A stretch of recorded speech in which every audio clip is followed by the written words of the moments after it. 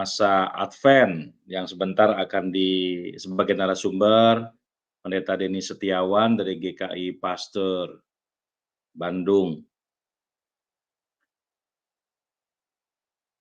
Pas sekali ya Bapak Ibu, Saudara, temanya karena sebentar lagi, beberapa minggu lagi, tepatnya mungkin tanggal 27 ya, 27 November, kita akan memasuki Minggu Advent yang pertama.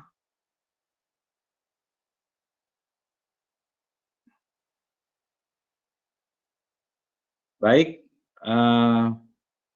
Pendeta Setio, apakah sudah siap? Kita bisa mulai ya? Oke, Ya, Pak Timo. oke, baik. Sekali lagi, selamat malam Bapak Ibu, Saudara. Ya, walaupun kita belum banyak yang hadir, kita akan tetap mulai, ya, karena jam sudah pukul 19.45 atau jam 7.45 ya, tepat. Sudah ada di tengah-tengah kita Pendeta Denny Setiawan yang nanti akan memimpin. Sebelum kita mulai PA dengan tema menyambut masa Advent ya malam hari ini, mari kita memuji Tuhan ya bersama-sama dengan lagu yang pertama. Silakan.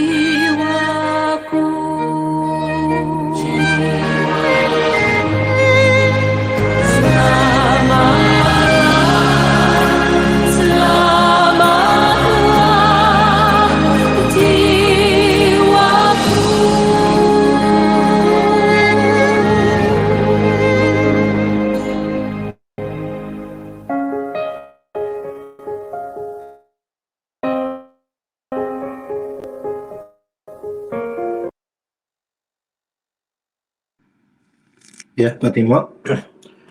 Baik. Baik, mari Bapak Ibu Saudara kita berdoa.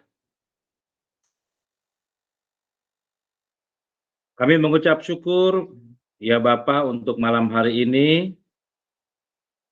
Kami boleh dipertemukan, dipersatukan dalam satu persekutuan yang indah. Kami yang berada di tempat kami masing-masing, kami dalam keadaan sehat, kami bisa mengikuti PA ini ya Tuhan. Tuhan masih memberikan kami kesehatan dan kekuatan bahkan kerinduan untuk kami boleh belajar semakin mengenal Tuhan. Khususnya pada malam hari ini, kami akan belajar, mengerti, dan memahami tentang masa Advent. Melalui hamba-Mu yang sudah Engkau persiapkan dan Engkau utus ya Tuhan, Pendeta Denny Setiawan. Terima kasih Bapa, bahkan untuk setiap kami umat-Mu yang hadir, biarlah Tuhan kami percaya, kami akan mendapat berkat yang baru dari Tuhan. Terima kasih Tuhan, pimpin dari awal sampai akhir. Semua peralatan yang kami gunakan juga Tuhan berkati, sinyal juga semuanya boleh berjalan dengan baik. Terima kasih Bapa, ampuni segala dosa kami, supaya kami boleh berkenan di hadapan-Mu. Di dalam nama Tuhan Yesus, kami sudah berdoa dan mengucap syukur. Haleluya. Amin. Baik, Bapak Ibu, Saudara selamat malam. Kita akan langsung saja masuk ke tema kita, yaitu menyambut masa Advent. Ya, saya percaya mungkin walaupun gadget kita di sini ada sekitar 10 ya, 10 atau 11 gadget, pasti pemirsanya atau penontonnya pasti lebih. Saya sendiri di sini ada berdua dengan Oma ya, kita berdua. Mungkin Bapak Ibu Saudara ada yang berdua dengan pasangannya atau dengan keluarganya ya. Mari kita mau belajar dari Pendeta Denny Setiawan ya, pasti kita akan mendapat berkat yang baru dari Tuhan. Silakan Pak Pendeta Denny boleh memulai. Baik, terima kasih Pak Timo. Selamat malam Terima kasih, Ibu Pak. Bapak. Ya, hari ini kita akan mencoba bersama-sama dalam rangka memasuki masa Advent ya. Tentu ini sebuah siklus yang setiap tahun kita jalani. Nah, apakah arti, apakah makna, kemudian bagaimana menyambutnya dan berproses di dalam, ya ini kan sebuah siklus yang akan terus berulang, tetapi apakah itu akan jadi sebuah rutinitas, apa hanya GKI gaya-gayaan supaya lebih bagus saja dalam urutan liturgi tahunannya. Baik, izinkan saya untuk berbagi sedikit dari apa yang saya alami dan ketahui tentang masa Advent ya. Dan nanti saya belum akan mengambil sebuah perikop. Saya akan pertama skemanya akan sedikit menerangkan, menjelaskan dari sisi sejarah, lalu makna dan sebagainya, baru nanti kita akan masuk dalam sebuah teks yang menurut saya menjadi salah satu untuk kita mendasari kenapa sih ada Advent gitu ya. Baik, mari Ibu Bapak kita akan berdoa, mohon pimpinan Roh Kudus, mari kita berdoa. Kami mengucap syukur dalam keterbatasan kami berjumpa, kami boleh merasakan kasih Tuhan dengan segala perangkat dan peralatan yang luar biasa. Kami bersyukur hikmat Tuhan memenuhi dan menginspirasi orang-orang di zaman-zaman ini untuk boleh memperjumpakan kami melalui media ini. Dan tetap di dalam proses ini kami mau menggali firman-Mu, biarlah kami satu persatu dimampukan untuk jelas mendengar firman Tuhan.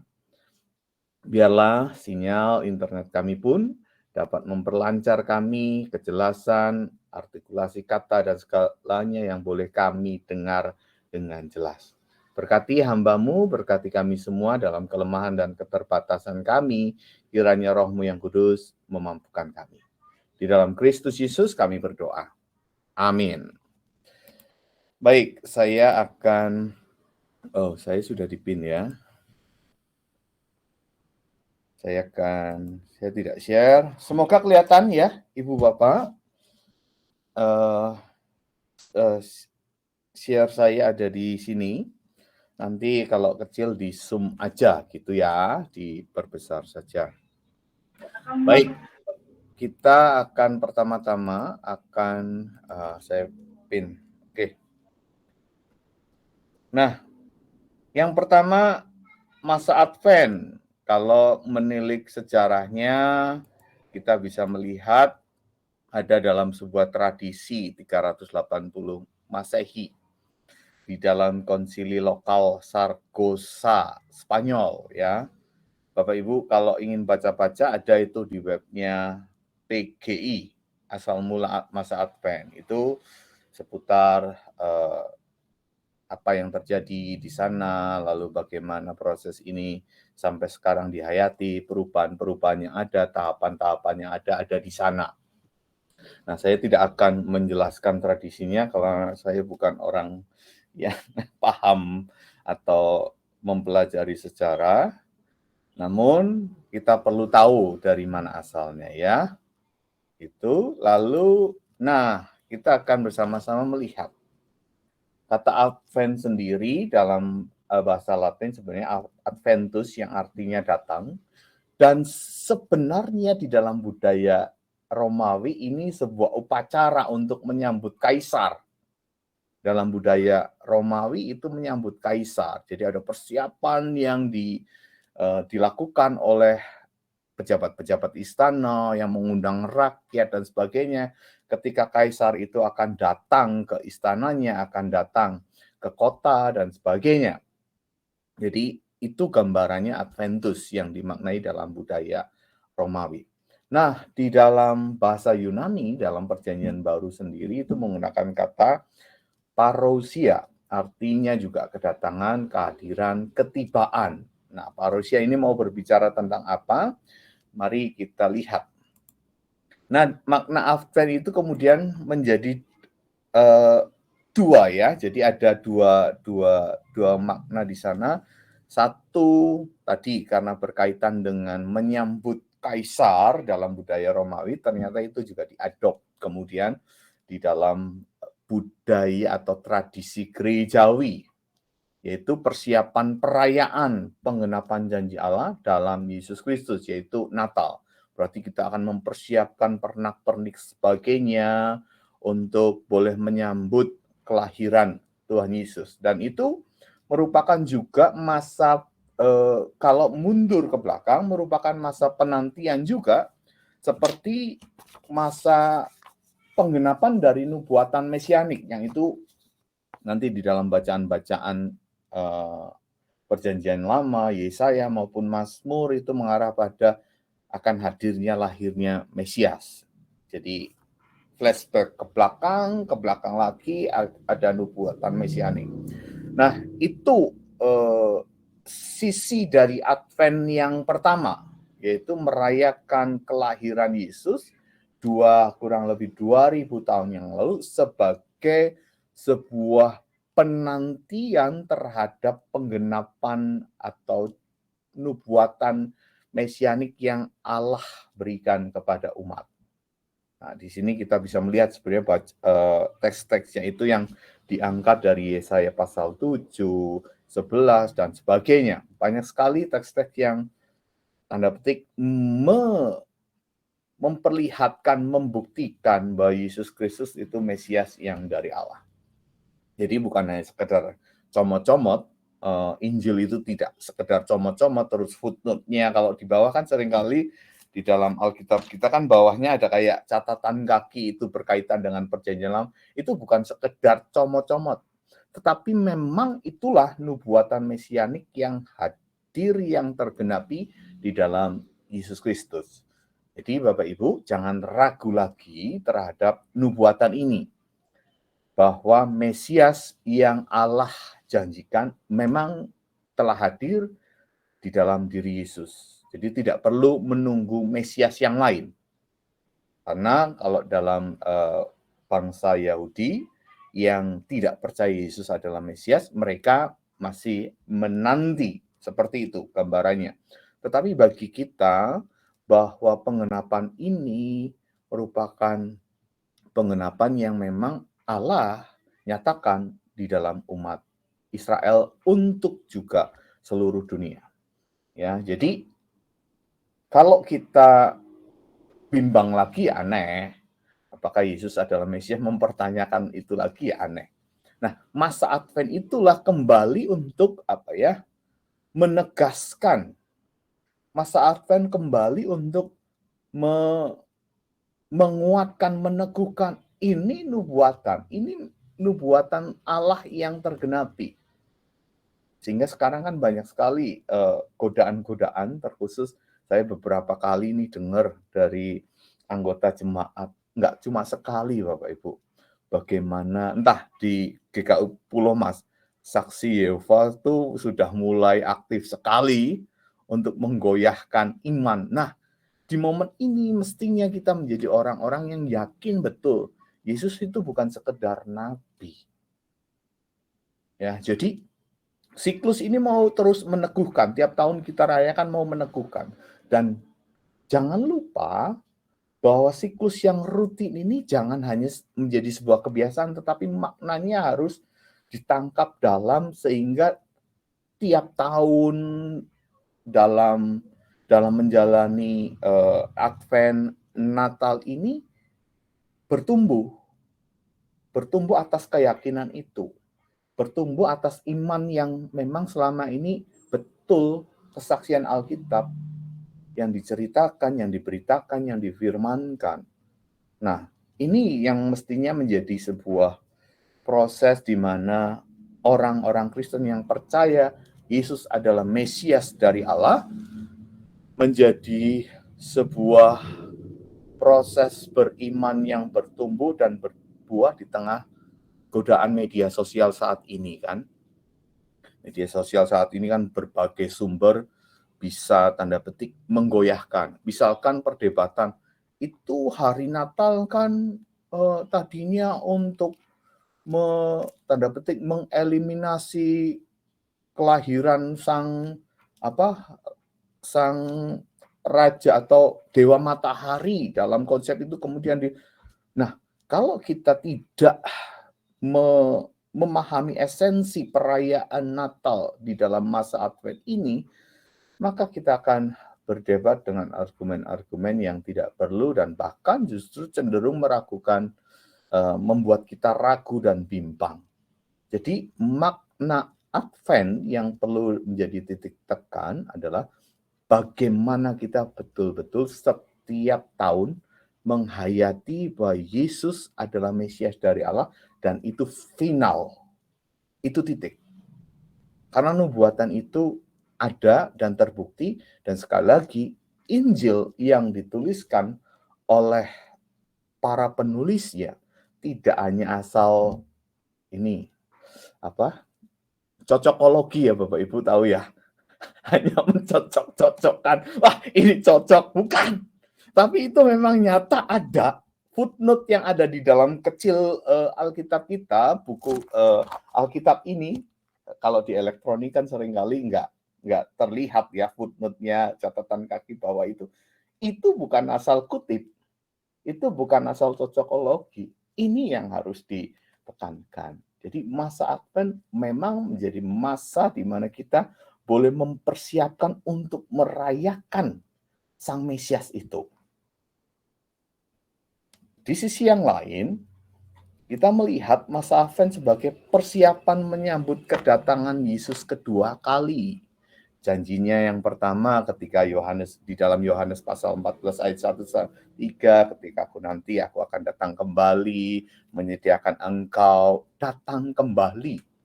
Lalu di dalam Kisah Para Rasul 1 dikatakan bahwa Ia yang telah naik ke atas, ia juga yang akan turun ia akan datang dengan cara yang demikian, dan seterusnya. Banyak sekali. Yang ini menjadi pijakan kita di sisi yang lain untuk boleh mempersiapkan diri sebagai orang-orang yang percaya kepada Kristus yang adalah Mesias di dalam tingkah laku dan perilaku kita. Nah, karena itu di dalam masa menyambut Advent ini, saya hendak memfokuskan pada persiapan menyambut kedatangan Yesus kedua kali itu yang seperti apa. Ya, memang tetap ada sisi merayakan Yesus yang sudah datang, Mesias itu. Saya ingin kita bersama-sama melihat bagian teks yang menurut saya ini menjadi salah satu dari sekian teks yang sangat kuat untuk kita berjaga-jaga dan menyambut kedatangan Yesus kedua kalinya. Mari kita bersama membuka Matius pasal 25 ayat 1 sampai 13 ya.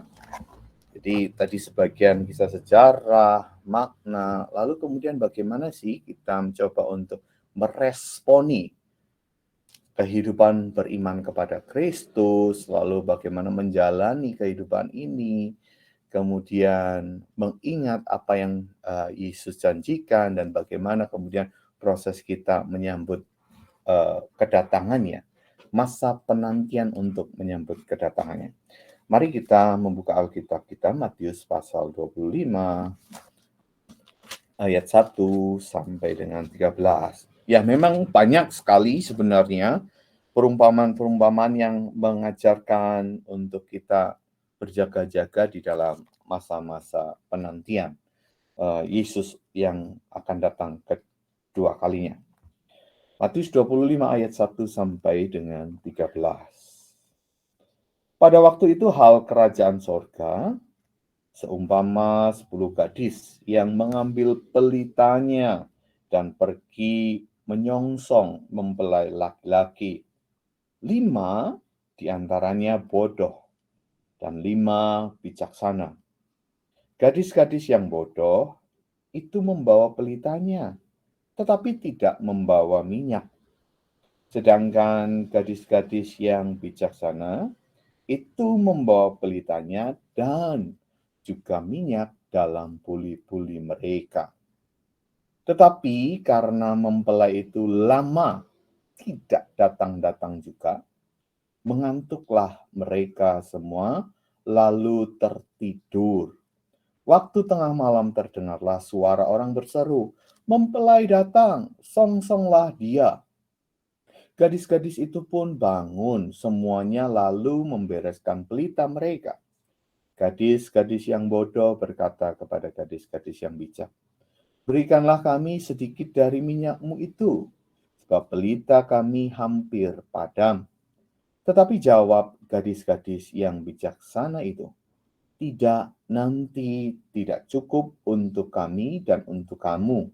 Lebih baik kamu pergi kepada penjual minyak dan beli di situ." Akan tetapi waktu mereka sedang pergi untuk membelinya, datanglah mempelai itu dan mereka yang siap sedia masuk bersama-sama dengan dia ke ruang perjamuan kawin, lalu pintu ditutup. Kemudian datang juga gadis-gadis yang lain itu dan berkata, "Tuan, Tuan, bukakanlah kami pintu." Tetapi ia menjawab, "Aku berkata kepadamu, sesungguhnya aku tidak mengenal kamu. Karena itu, berjaga-jagalah, sebab kamu tidak tahu akan hari maupun akan saatnya." Ya, Bapak Ibu, perumpamaan ini memang sangat tajam untuk sebenarnya mendorong umat untuk mengerti arti menyambut kedatangan Kristus yang kedua kali. Yang kita dapatkan di dalam ayat 3 dan 10, yaitu di sini pesannya sederhana sebenarnya. Persiapkanlah segala sesuatunya dengan baik untuk menyambut Dia, menyambut Tuhan yang akan datang. Yang kedua, Ketika kita bisa mempersiapkan segala sesuatunya, maka kita akan diizinkan atau beroleh masuk bersama-sama dengan sang tuan tersebut, sang mempelai tersebut. Nah, di dalam persiapan ini menarik sebenarnya kalau kita mencermati soal pelitanya. Pelita mau menggambarkan bahwa mereka adalah orang-orang yang siap untuk dipakai Tuhan untuk menerangi. Dan ketika menerangi itu, jangan sampai terangmu habis. Kita mungkin teringat tentang kamu adalah terang dunia dan sebagainya ya. Jadi ini juga berkaitan dengan sikap perilaku dari umat untuk menjadi terang. Jadi berjaga-jaga itu bukan hanya sekedar atau mempersiapkan penyambutan dengan baik, itu bukan hanya sekedar diam, tidak berbuat apa-apa, atau mengatakan begini, Pak, saya kan tidak melakukan yang jahat, tetapi di sisi yang lain saya juga tidak melakukan yang baik. Nah, sebenarnya itu bukan menyambut. Kalau dikaitkan dengan soal pelita, sejatinya kita akan tertarik pemahamannya pada soal terang. Apakah kita seorang yang percaya kepada Kristus yang adalah terang dunia ini juga perilaku dan kehidupan kita juga menjadi terang di tengah dunia ini. Dan kemudian kita juga bisa melihat ketika pada akhirnya kita mempersiapkan diri dalam arti bahwa terang itu bisa terus menyala dengan segala persiapan yang ada. Ya kalau terang rohani dalam arti berbicara soal roh yang terus berkobar di dalam diri kita, apakah kita juga mempunyai tanda petik stok yang cukup untuk atau membuat roh kita terus bersinar? Apakah kita mempunyai akar yang kuat atau sumber yang ada, yang mumpuni, yang tersedia dengan baik, sehingga perilaku-perilaku perbuatan-perbuatan kita juga menjadi terang. Nah, Bapak Ibu, kita di saat pandemi ini terpola baru kan, dengan ya ini pertemuan kita, persekutuan kita. Bahkan di awal-awal pandemi saya yakin Bapak, Ibu, Saudara semua rajin membaca Alkitab. Iya nggak Bapak, Ibu? Rajin ya? Pasti rajin. Sangat rajin. Bahkan menurut saya ada pola baru. Pola baru kita lebih banyak lihat gadgetnya untuk melihat firman Tuhan. Semoga itu. Dan pola setiap paginya karena pekerjaannya itu work from home, sehingga kita ada punya waktu untuk membaca Alkitab dan kita bisa bekerja di rumah dan ada waktu itu. Pola spiritual baru yang terus-menerus ada. Menurut saya pandemi itu tidak hanya sekedar membuat kita susah, tetapi justru di sisi yang lain membuat kita berubah. Susah, tetapi juga membuat kita berubah. Pola spiritual kita berubah. Cara kita untuk berelasi dengan Tuhan berubah. Bahkan ibadah kita pun bisa di rumah, bukan? Nah, itu yang berubah. Tetapi pertanyaan dan persoalannya adalah, apakah itu menjadi sebuah dasar, sebuah gaya hidup yang menolong kita untuk bertumbuh sehingga nanti nih ketika pandemi akhirnya endemi, pola itu masih kita dalam arti gini, spiritualnya masih kita lakukan atau tidak? Yang dulu saat pandemi rajin nih baca saat teduh, baca firman. Ketika nanti sudah mulai, ya sekarang juga sudah ya, sudah mulai kerja di tatap muka, onsite dan sebagainya, apakah pola itu akan tetap ada atau tidak? Atau jangan-jangan kita sudah tersibukkan. Nah, ini kalau kaitannya dengan soal mempersiapkan diri kita untuk menyambut kedatangan Tuhan, itu menjadi refleksi kembali untuk kita. Kenapa Tuhan mengizinkan pandemi terjadi? Jangan-jangan pola spiritual kita yang sebelumnya berantakan dan sebagainya. Dan kita ditata ulang untuk melanjutkan pola-pola yang baik secara spiritual, sehingga mengupayakan kita juga untuk mempersiapkan menyambut kedatangannya, sehingga Tuhan mengenal kita dan kita boleh masuk. Tetapi celakanya ketika kita melihat ayat selanjutnya adalah, kalau kita tidak mempersiapkan, kita terlena dan lalai, kita terbawa arus. Misal nih, karena 2 tahun yang lalu pandemi, penghasilan juga defisit, ya, pemasukan juga kurang. Sekarang sudah mumpung bisa omset, kita kejar omsetnya dengan luar biasa sampai lupa untuk mengandalkan Tuhan, berdoa. Bahkan setiap hari Minggu kita lupa datang ke gereja. Oh, enggak Pak, saya datang ke gereja kok lewat YouTube. Keasikan di situ sampai pada akhirnya persekutuan itu hilang. Nah, itu juga yang menjadi menurut saya perlu sebuah perlu sebuah cermin dan refleksi. Benarkah pola itu bisa terus kita pertahankan membuat kita berelasi dengan Tuhan? Lalu, saya tidak tahu apakah di GKI Pulau Mas kan sudah onsite dan live streaming ya, itu ya, kecenderungannya jemaat atau anggota jemaat itu sudahkah 100% untuk hadir di kebaktian secara onsite atau tidak? Saya nggak tahu. Tetapi kalau di pastor itu masih ada kecenderungan, nanti kan bisa ibadahnya YouTube. Nanti kan bisa jam-jam tertentu, masih ngantuk ini. Nanti kan bisa record-nya YouTube bisa diulang. Nah, memang itu mengubah pola juga spiritual kita. Bahwa dulu itu menjadi sesuatu yang oke, bisa dilaksanakan. Tetapi sekarang jangan-jangan justru dengan kemudahan fasilitas itu membuat kita terlena. Akhirnya persekutuan kita dengan sesama, kehadiran fisik, oke lah, sekarang juga ada varian-varian baru. Tetapi toh ketika kita bisa menerapkan prokes dan sebagainya, saya yakin tetap lanjut bisa dilakukan tentunya. Nah, menurut saya ketika kita membaca ayat 11 dan 12, ini dari sisi saya ya, Bapak Ibu bisa oke, bisa enggak juga.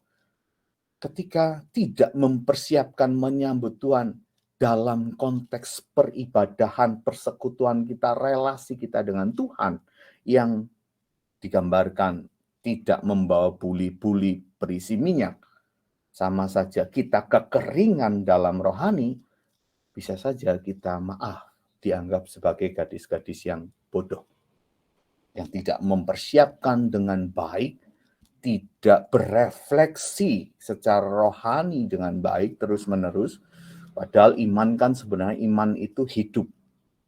Artinya iman itu perlu terus-menerus dikoreksi, direfleksikan, dihayati, dan dijalani. Tetapi ketika kita merasa bahwa sudah cukup ikut Kristus dan sudah cukup beribadah dengan cara-cara yang tertentu, hati-hati untuk kita menghayati soal menyambut kedatangan Tuhan yang semacam itu. Jangan-jangan kita akhirnya terlena. Dan celakanya kalau terlena, kalau kita melihat bacaan kita di dalam perumpamaan ini, maka ritus spiritual atau perjumpaan persekutuan yang kita lakukan jangan-jangan hanya sekedar di permukaannya saja, sehingga Tuhan tidak mengenal kita. Sehingga dikatakan di sana, aku tidak mengenal engkau, dan sebagainya. Nah, di masa Advent itu, perlunya untuk kemudian berefleksi, karena memang di dalam Advent 1, Advent 2, Advent 3, Advent keempat, itu temanya mendorong kita untuk terus berefleksi sebenarnya.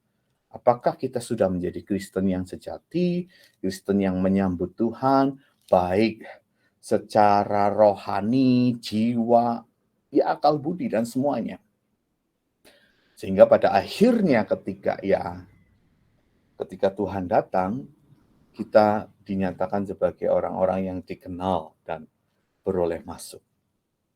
Dan di ayat yang ke-13, yang terakhir ini menjadi penting untuk kita cermati bersama.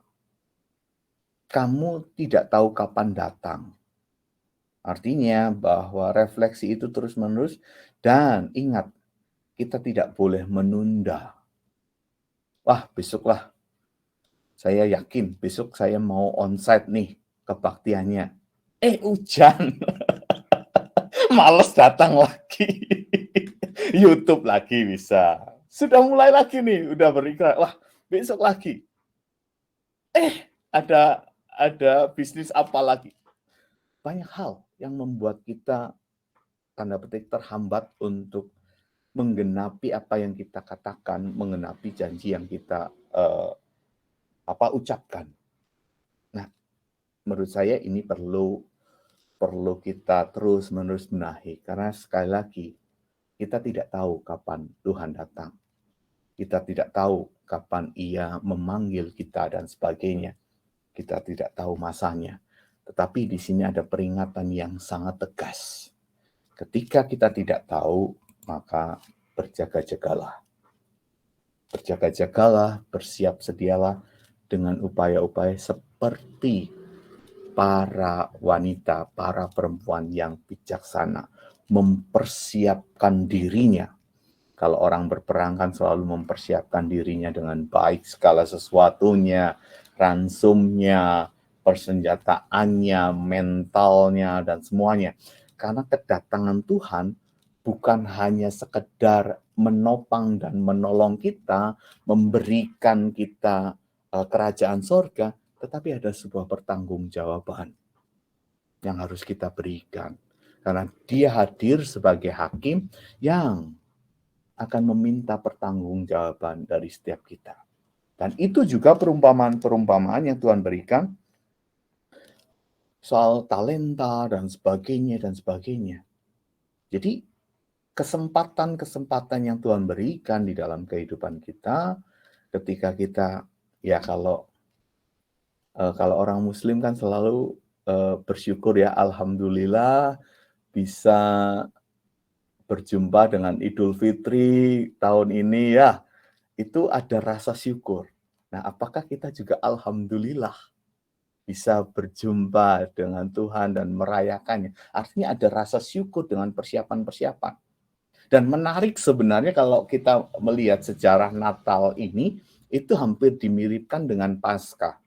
Artinya ada upaya-upaya puasa, ada upaya-upaya berpantang, ada upaya-upaya untuk benar-benar secara jasmani ini aku siap menjadi orang-orang yang menyambut kedatangan Tuhan, secara jasmani maupun rohani. Nah, kurang lebih seperti itu yang bisa saya sampaikan.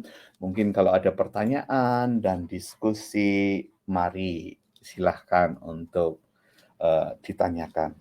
Saya kembalikan ke Pak Timo. Ya, terima kasih Menara Denny untuk pemaparannya. Ya, Bapak Ibu Saudara, kita diingatkan lagi bahwa ini menjelang kita menyambut Advent bukan hanya sekedar kita mau merayakan kelahiran Sang Juru Selamat ya, merayakan Natal semata, tapi tadi bahwa sampai satu perayaan penggenapan janji ya, janji keselamatan yang pertama, kemudian yang kedua ya menantikan kedatangan Kristus yang kedua kali ya Pak ya, yang kedua. Jadi bukan sekedar merayakan Natal nih ya. Ingat kalau dulu masa anak-anak baju baru, sepatu bukan baru. hanya huru haranya Pak ya. Hura-huranya. Baju baru, terus nanti dapat amplop, dapat uang, itu sekedar itu. Tapi kita boleh belajar malam hari ini ya dengan tadi firman Tuhan di Matius 25 juga ya bagaimana kita harus berjaga siap.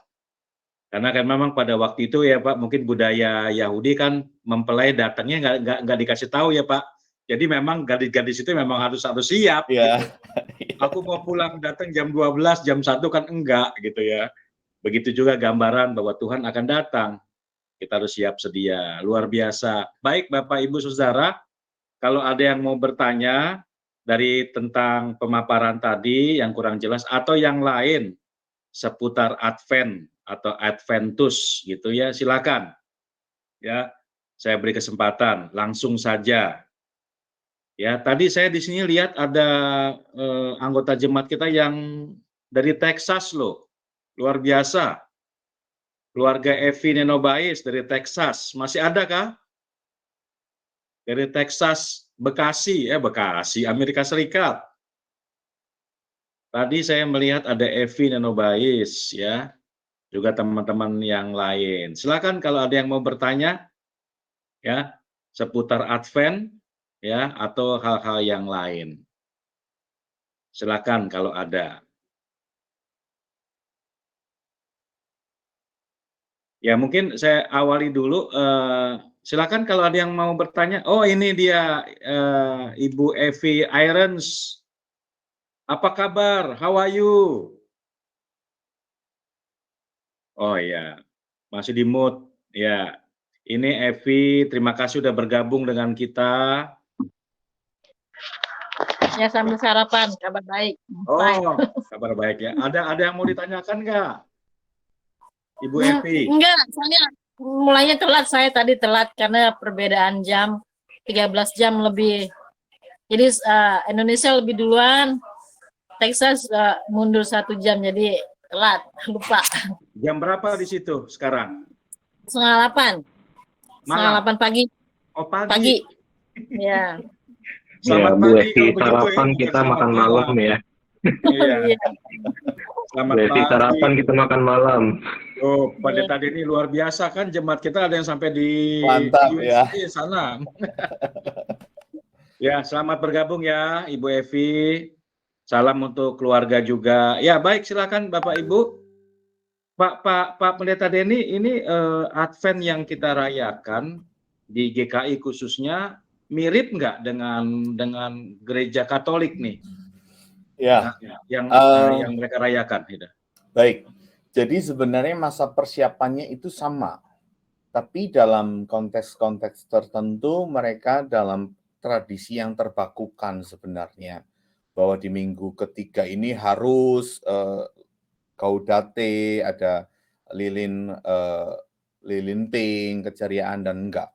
Dan seperti itu. Tetapi kalau leksionari kita melihatnya tidak ke arah sana. Leksionarinya agak sedikit berbeda dengan Katolik. Sehingga kadang, kalau kami ya di GKI Pastor, ini sharing aja, kadang, nah ini mau membahas soal, ini yang membedakan sedikit tentang leksionari, lalu juga ritusnya yang akan kita bedakan di sana. Kalau kami lebih merujuk pada teksnya mau bicara soal apa ini dalam tiap minggunya. Jadi tidak ada patokan khusus, minggu ketiga tuh harus pink, enggak. Itu tradisi di dalam Katolik dan kami tidak melihat itu dan bahkan di liturgi GKI kan tidak menggunakan pink sebenarnya. Ungu semua ya. Advent itu pasti ungu semua baru putih dan sebagainya. Tetapi karena GKI ada pemahaman di dalam teks leksionari yang menjadi pijakan, kadang kami bisa menyisipkan pada masa tahun beberapa itu ketika kita menerjemahkan teks dan menafsirkan teks, ini ada sukacita ini di tengah masa-masa pertobatan, di tengah masa penantian, maka simbolisasi kami biasanya menggunakan lilin pink. Tetapi tidak harus, dan ternyata ketika dibaca teks juga di tahun ini misalkan tidak sesukacita itu sih, gitu. Jadi sehingga, nah itu sebenarnya yang membedakan bahwa kita berpijak pada teks leksionarinya, sedangkan Katolik dalam masa Advent itu pada tradisinya yang harus baku seperti itu. Gitu Pak Timo kurang lebih. yang Iya, kita iya, iya. secara Iya, kita iya. gitu ya. Baik, terima kasih Pak. Silakan dari Bapak Ibu Saudara yang mau bertanya bisa langsung aja.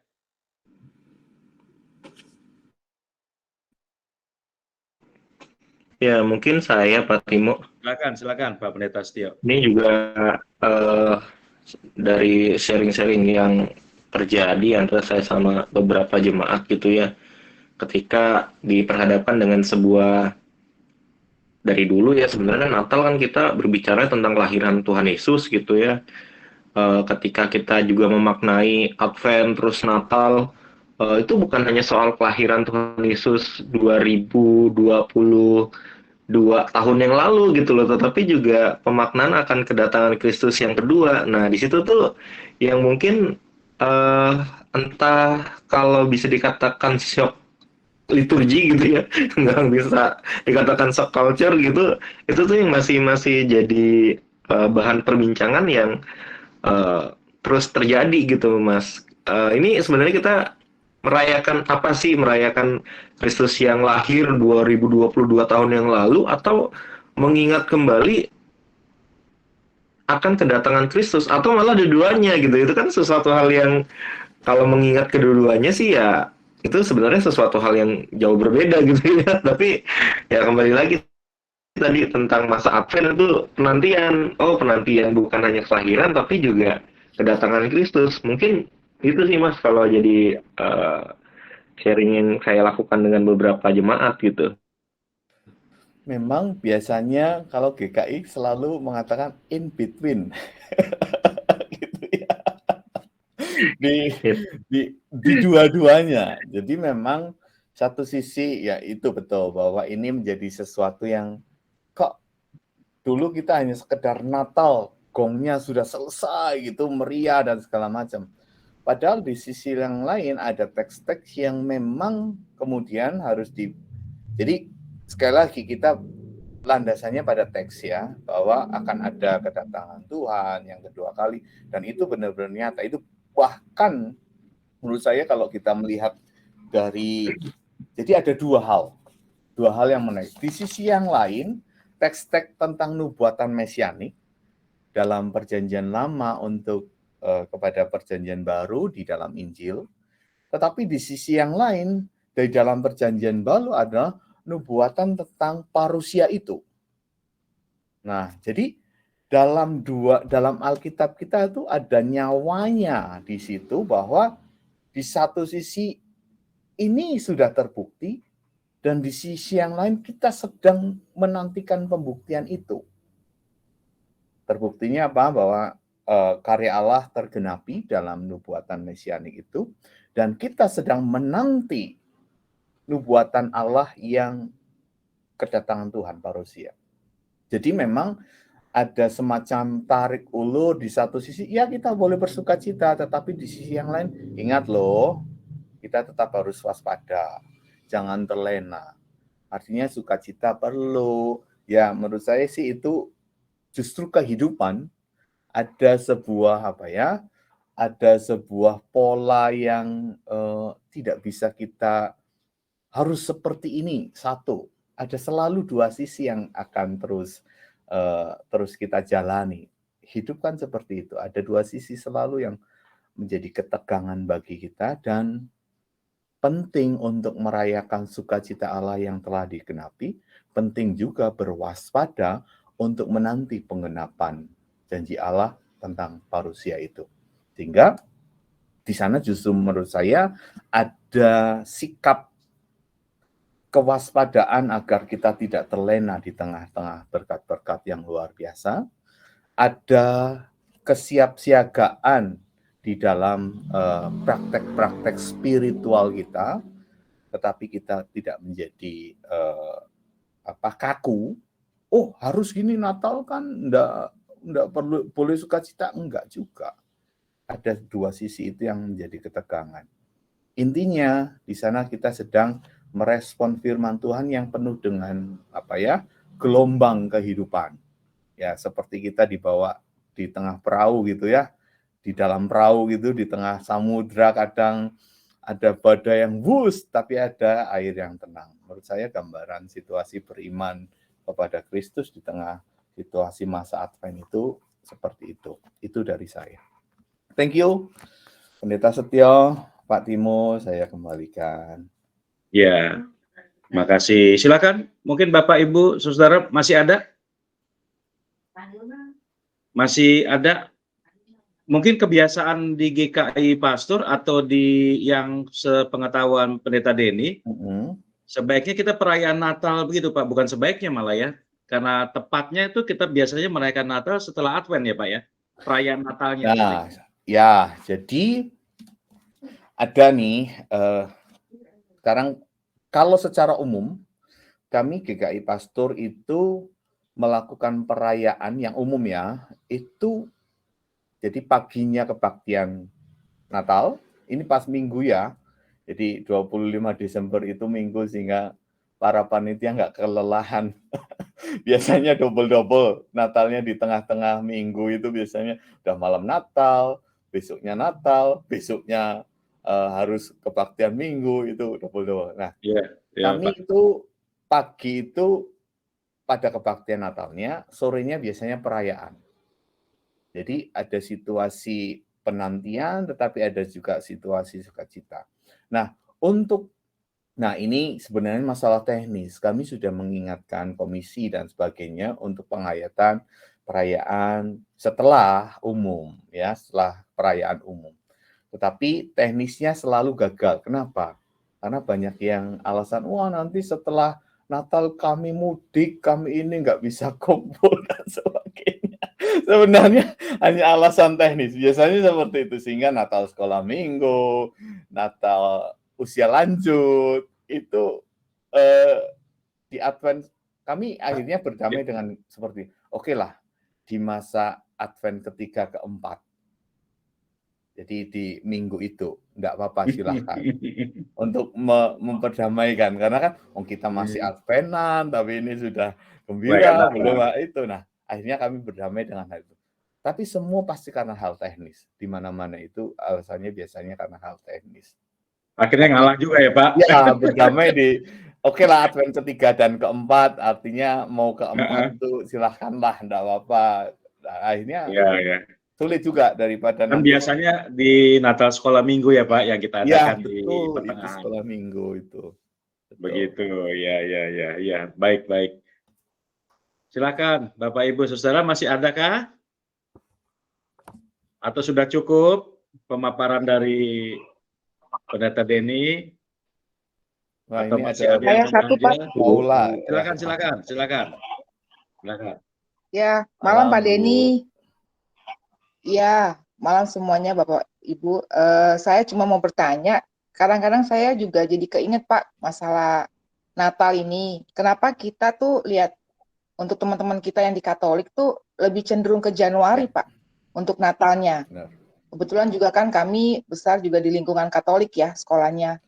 Jadi memang lebih ngarahnya kalau saya nggak salah tuh memang perayaannya lebih ke Januari, nggak di Desember Pak. Mungkin Pak Denny ada sedikit info mengenai itu Pak. Makasih. Betul. Jadi kalau Katolik itu memang kan masa perayaan Natal itu sebenarnya dari tanggal 25 sampai Epifani.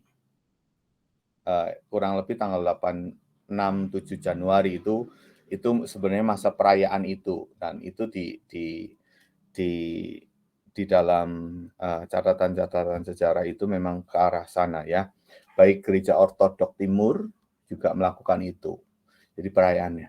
Nah, kalau Katolik kan memang satu ketokan ya, dari Vatikan ngomong gini sudah pasti mereka akan oke gitu. Dan yang kedua, mereka kalau Katolik, mereka mau pulang di kampung ke gerejanya, itu juga pasti ke Katolik, merayakannya sama. Dan itu kayak sebuah sebuah kesepakatan yang dibuat oleh Vatikan, sehingga Vatikan begini gini mereka mau pulang kampung mudik kemanapun ya gerejanya akan ke Katolik dan dengan konsep yang sama, dan mereka pasti akan ngikutin itu gitu. Kalau kita kan enggak. Kalau kita pulang kampung, nggak tahu itu kampungnya di mana, ada GKI apa enggak persoalannya. Dan apakah GKI sudah sepakat dalam sinode menetapkan nggak boleh? Itu kan enggak juga, enggak bisa, sulit juga. Sinwil Jateng, Sinwil Jabar, Sinwil Jatim, enggak bisa juga. Jadi itu yang seringkali menjadi dilema. Akhirnya kebiasaan ini menjadi sebuah tradisi pulang mudik untuk Natalan bersama di kampungnya.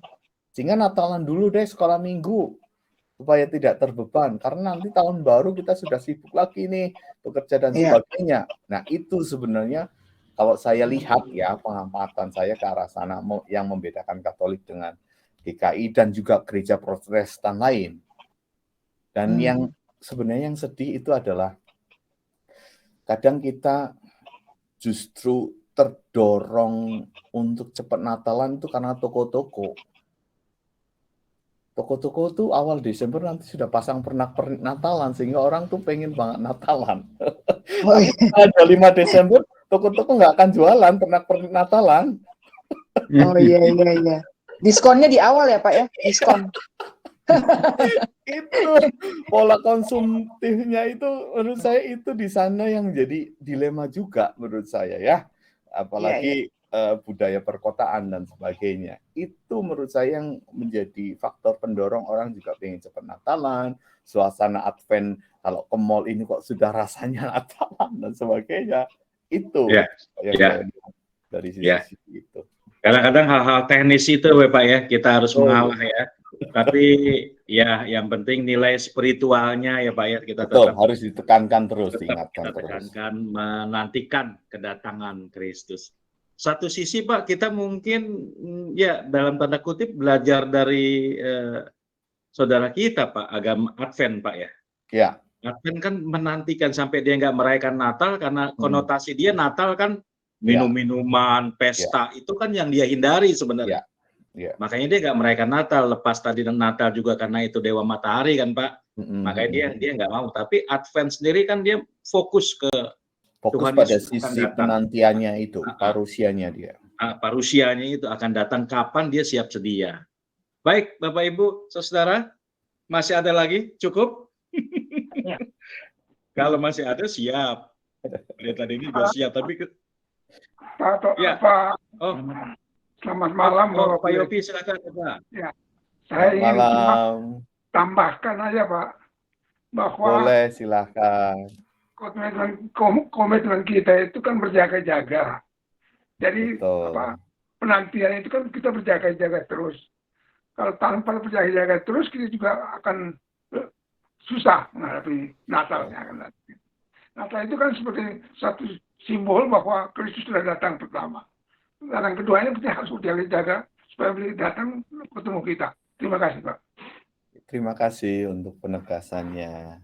Ya, terima kasih Opa. Emang itu intinya ya Pak Pendeta Denny ya, Pendeta Setio. Kita harus berjaga-jaga. Tadi yang Pendeta Denny bilang menyalakan apa Pak? Api iman. Nah, minyaknya jangan sampai kehabisan. Nah, begitu ya Bapak Ibu, Saudara. Cukup ya? Baik. Ya, walaupun tidak terlalu lama, tapi saya percaya ini sudah menambah pengetahuan kita ya tentang Adventus. Ya, nanti terakhir Pendeta Denny minta tolong tutup dalam doa. Kita menyanyi dulu Pendeta Setio, boleh di... Saya boleh meng-closing ya, Pak Timo ya, dengan refleksi puisi ini ya. Oh, silakan Pak. Ya, silakan Pak. Sebentar.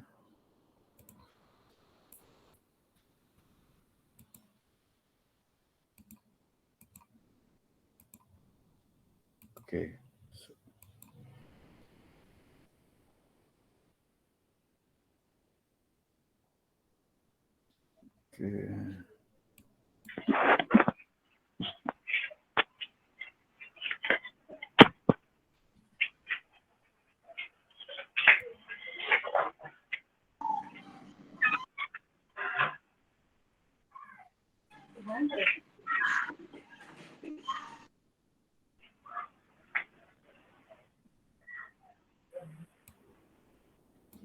Suaranya nggak kedengeran, Pak? Emang Bentar, belum.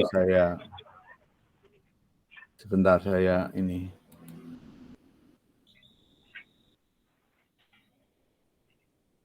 Audionya ini ke mute, more action.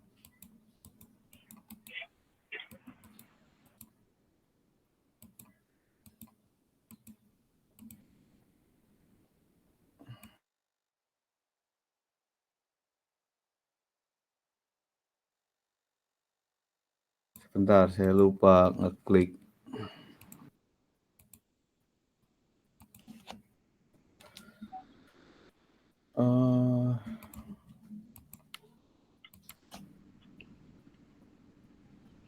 Videonya diseret ke tab-nya aja, pendeta ini. Ya, sebentar.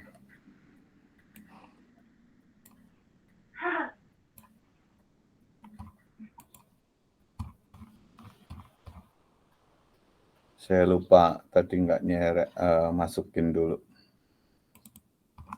Bentar, saya masukin dulu.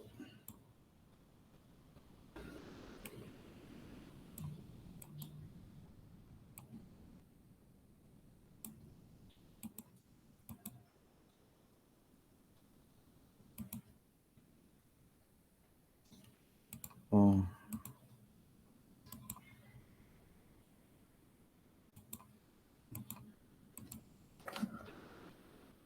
Share select.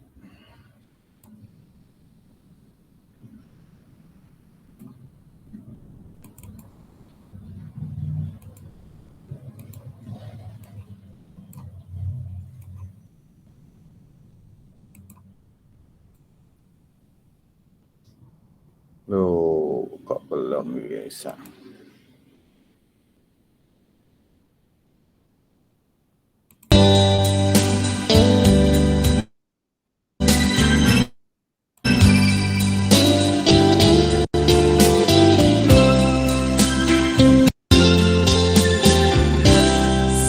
Saya mau ikut Yesus.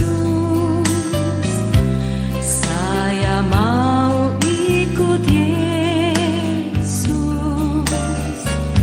sampai selama-lamanya.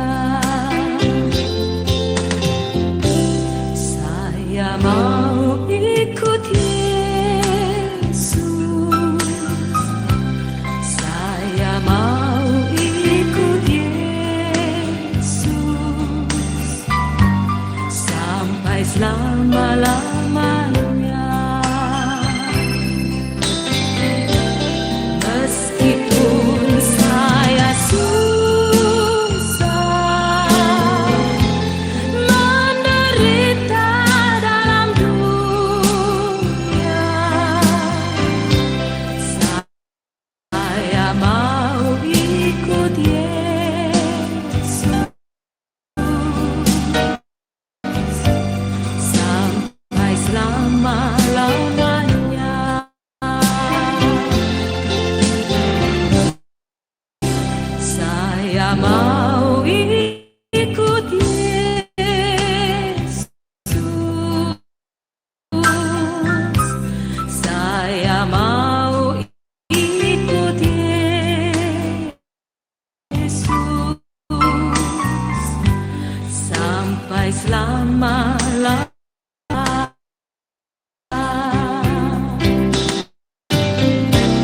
Meskipun saya susah menderita dalam dunia, saya mau ikut Yesus sampai selama-lamanya.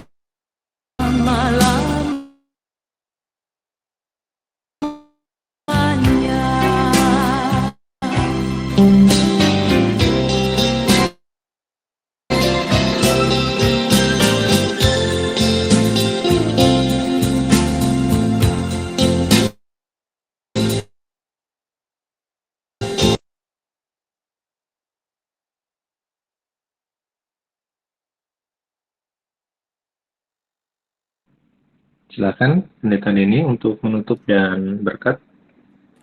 Baik, mari Bapak Ibu kita berdoa.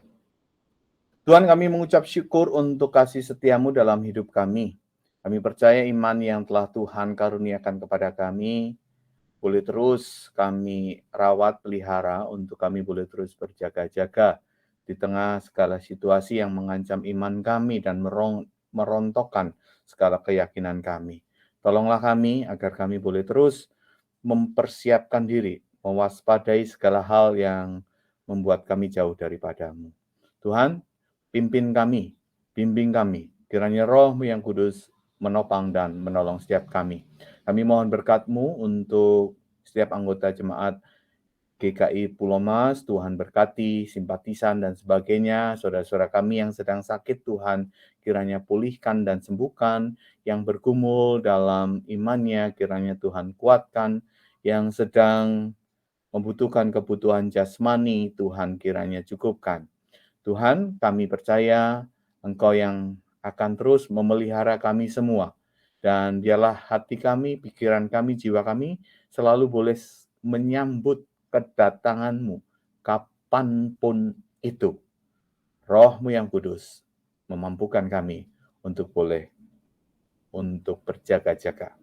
Dan kiranya berkat kasih setia-Mu, damai sukacita dari Allah Bapa, penyertaan Roh Kudus, dan cinta kasih dari Tuhan Yesus yang akan datang kedua kali dan akan kami rayakan kelahirannya, menyertai kami dari sekarang sampai Maranatha. Amin. Amin.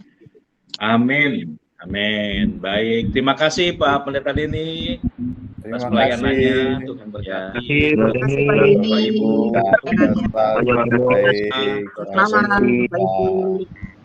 Terima kasih. Sampai jumpa. Sampai hari Sabtu di ibadah Lucinda.